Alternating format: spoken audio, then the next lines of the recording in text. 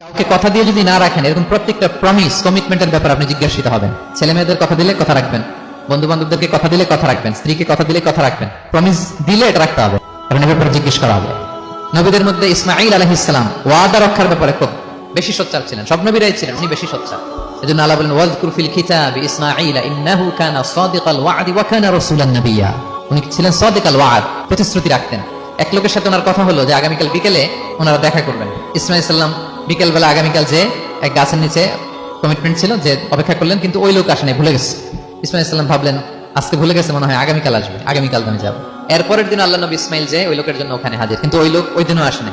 ইসমাঈল সাল্লাম বললেন মনে হয় এরপরের দিন আসবে। ইসমাঈল সাল্লাম এরপরের দিনও যায় হাজির। এভাবে একদিন দুই দিন না, টানা 30 দিন উনি আসরের পরে ওই গাছের নিচে ওই লোকের জন্য অপেক্ষা করেছেন। কারণ ইন্নাল আহদা কানা মাসউলা, কথা দিলে কথা রাখতে হবে। দেখেন আমরা কথা দিয়ে কথা রাখি তো নাকি? রাখেন রাখেন, সবাই বলেন এই চেষ্টা করতে হবে, রাইট।